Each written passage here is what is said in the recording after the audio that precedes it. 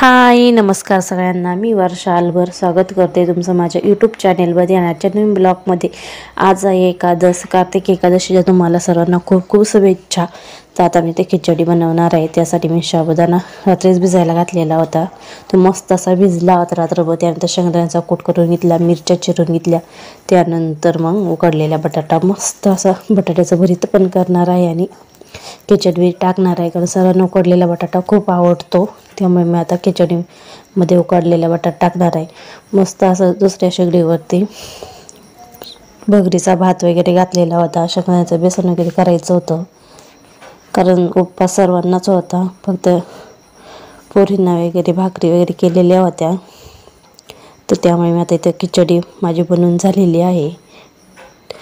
तर बघू शकते तुम्ही, भाकरी पण बनवून झालेली आहे. मस्त असं बटाट्याचं भरीतही बनवलेलं आहे. यांना भाऊजींना दोघांनाच उपवास नव्हता ना, तर बाकी सर्वांना उपवास होता, म्हणून मग त्यांच्यासाठी बटाट्याचं भरीत वगैरे केलेलं होतं. त्यानंतर मग इथे भगरीचा भात पण बनवून झालेला होता आणि खिचडी, बटाट्याचं भरीत, भाकरी वगैरे सर्व मस्त असं शेगडीवरती दूध तापत होतं. सिद्धी इकडे खेळत बसलेली होती.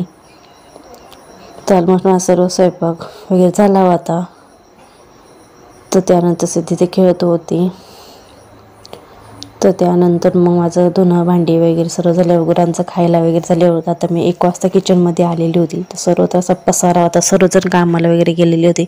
शेंगदाण्याचं बेसन केलेलं ते पण संपलं होतं. मस्त असं शेंगदाणं खारं पण केलेलं होतं. सर्व असं संपलेलं होतं. आता मी सर्व भांडी गोळा करून घासायला घेणार होते. तर किचनसुद्धा मला साफसफाई वगैरे करायची होती.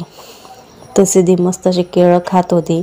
खिचडी पण थोडीच राहिलेली होती, कारण मामाने वगैरे डबं नेलेलं होतं कामावरती, सर्वजण गेलेली होती. तरी ते भाकरी आणि बटाट्याचं भरीत शिल्लक राहिलेलं होतं. ते दुपारी ते आल्यावरती त्यांना खायला लागणार होतं. ते मस्त असं कारली आणलेली होती.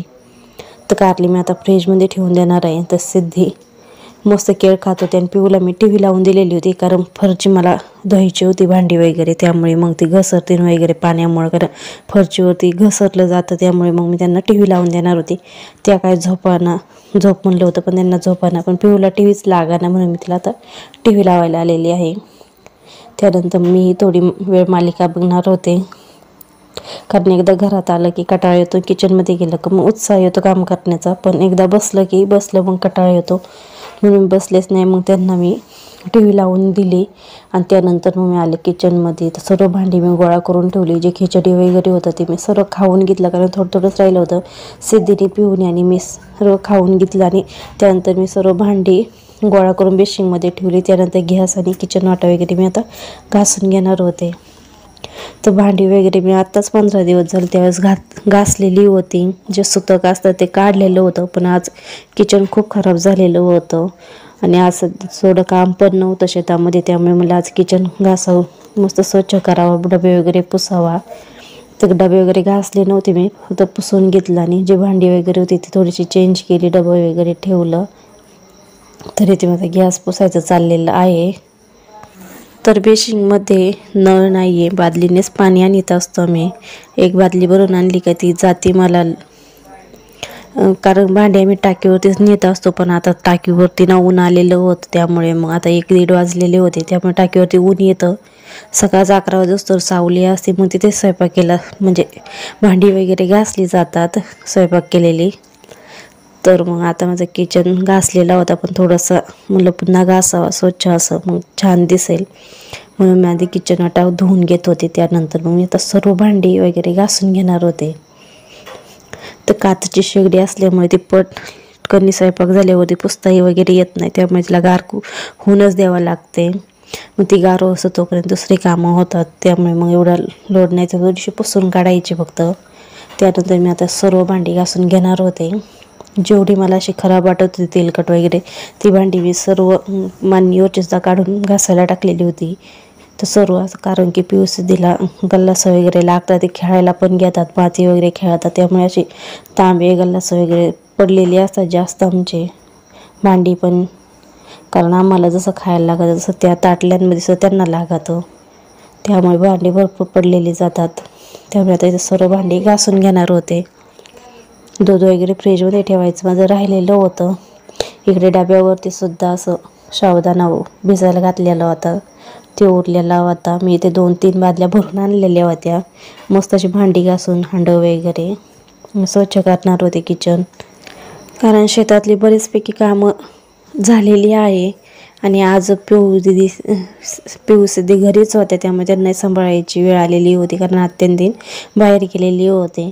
त्यामुळे मला त्यांच्यापाशी बसण्यापेक्षा आपण किचन मस्त स्वच्छ करावा, जेणेकरून शेतामध्ये कामं आली की मग सर्व भांडी वगैरे घासायची राहतात. जेवढी मोजकी असतात तेच घासले जातात. म्हणून मी आज किचन गॅस वगैरे सर्व असं पसारा आवरून घेतला होता.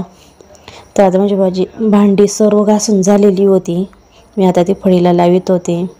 इथे 3 ते 4 कढाया आहे आमच्याकडे, त्या सर्व अशा स्वयंपाक केल्यामुळे हे झालं होतं. प्रत्येक प्रकारला काढल्या होत्या, कारण लागतात भांडी एवढी. आणि भांडी माझी ही दररोज एवढीच पडलेली असतात, सकाळ संध्याकाळ दुपार ती 3-4 टाईम घासावंच लागतात. तर त्यामुळे मी आता भांडी फळीला लावून घेत होते, कारण भांडी मोजकीच आहे, कारण बरीचशी भांडी आम्ही याच्यामध्ये ठेवून दिलेली आहे. आणि आमच्या लग्नातली, माझ्या लग्नातली, जाऊबाईच्या लग्नाची आमची भांडी वरती काढलेलीच नाही. ती सर्व भांडी आमची दिवाणमध्येच आहे, ते आम्ही सुद्धा बघितली नाही. माझ्या लग्नातली भांडी काय काय दिलेली हे सुद्धा मी अजून बघितलं नाही, कारण दिवाणमध्ये ठेवलेली आहे. ती उचाकला सुद्धा नाही दिवाण. तर ही सर्व भांडी सासूबाईची आहे. डबे वगैरे माझे आहे इकडचे जे दिसतात तुम्हाला. तर गल्ला असं काही वापरायला काढलेले आहे मी. जे ट्रे वगैरे मी जत्रेमध्ये जे भेटतात ते आणलेले आहे. तशी बरीच सासूबाईंची सुद्धा भांडी मी अशी ठेवून दिलेली आहे, कारण शेतात काम करायचं, गुरांचं बघायचं, त्यामुळे भांडी वगैरे घासायला वेळ भेटत नाही. त्यानंतर डबं वगैरे फरशी बिरजी सर्व मी पुसून काढलेलं आहे. तर इथे मी असं सामान वरती ठेवलेलं होतं.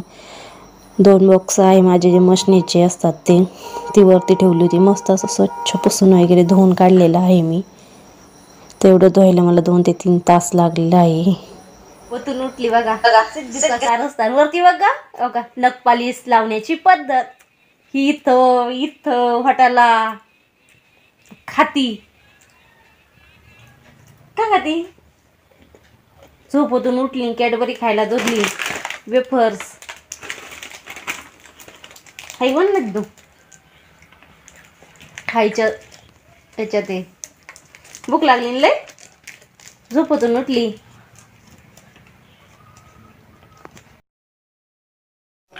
भांडी वगैरे मी घाशीत होते. किचनवरती साफसफाई त्यांना TV लावून दिलेली होती.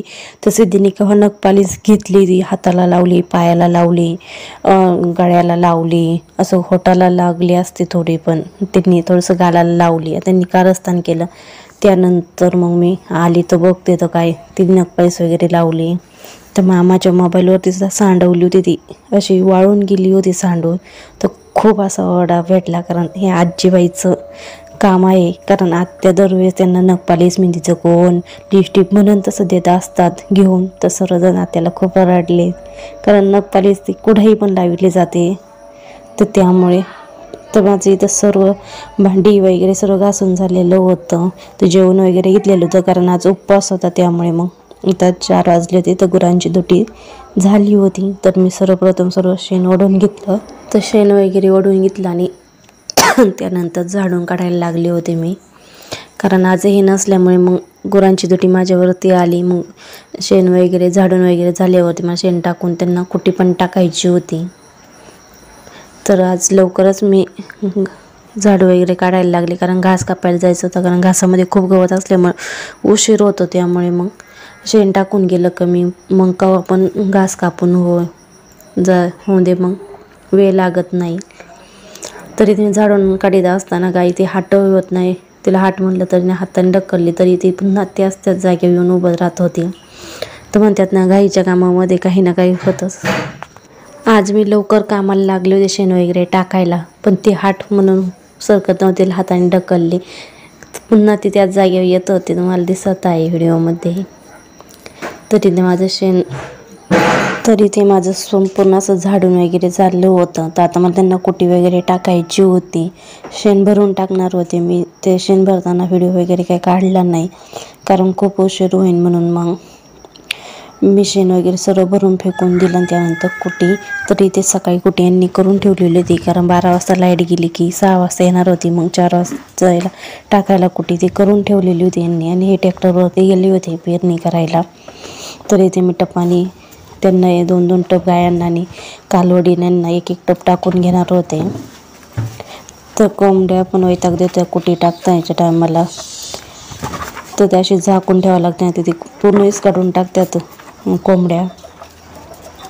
तरी ते माझी कुटी टाकायचं चाललेलं आहे गायांना, कारण आज ऊन पण लागत होतं. ऊन एवढं लागत नव्हतं, तर थंडी वाजत होती, असं गार वारं सुटलेलं होतं. तरी ते माझं सर्व गायांना कुटी वगैरे टाकून झालेली आहे, झाडून वगैरे झालेलं आहे. तर मी इथे उपवास होता, तर साबुदाण्याचा चिवडा असतो तो खात चाललेले होते. पिऊसुद्धी माझ्या आधी पोचल्या होत्या, कारण आत्या तिथं कांदा खुरपीत होत्या, तर तिथे जाऊन बसल्या होत्या त्या. तर सिद्धी कांदाही खुरपीत होती. अगं अगं अगं कांदा काढलं.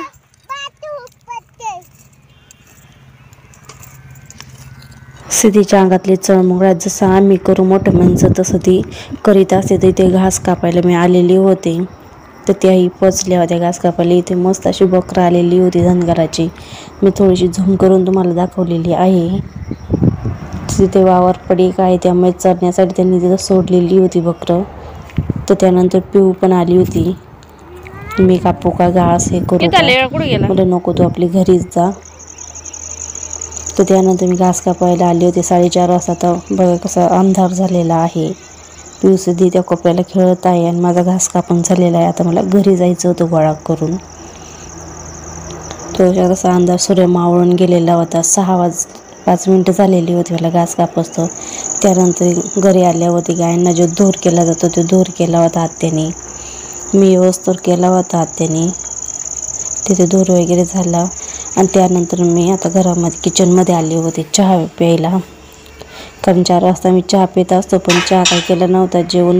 जेवणच गेले होते, उशीर झाला होता, उपवास होता. त्याच्यामुळं इथे मस्त असा चहा उकळवला मी स्पेशल दुधाचा. तर त्यानंतर मग गायांना पाणी वगैरे पाजून दूध टाळायला ना जायचं होतं.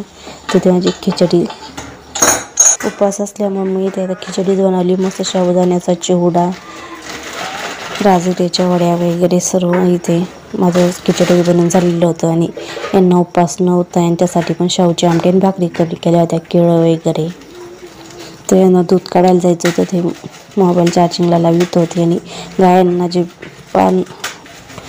पाण्याला जे पाणी लागतं ते गरम केलेलं होतं, कारण खूप थंडी आहे, त्यामुळे मग त्यांना गरम पाणी करून हीटर ठेवलेलं होतं. त्यांना एक मी राजगिऱ्याची वडी दिली, खा. तर आता आम्ही जेवायला घेणार होतो, कारण मस्त असं माझं गरम गरम खिचडी खायची होती आम्हाला सर्वांना. तोपर्यंत त्यांचं एक कालवण उकळून पिऊसुद्धी झोपी जातात कधी कधी. तर कसा वाटला व्हिडिओ कमेंटमध्ये मला नक्की सांगा. चॅनलला सबस्क्राईब करा, लाईक करा, शेअर करा. पुन्हा भेटू पुढल्या व्हिडिओमध्ये. अशा छान छान कमेंट करत राहा. थँक्यू, धन्यवाद. पुढल्या व्हिडिओपर्यंत बाय बाय.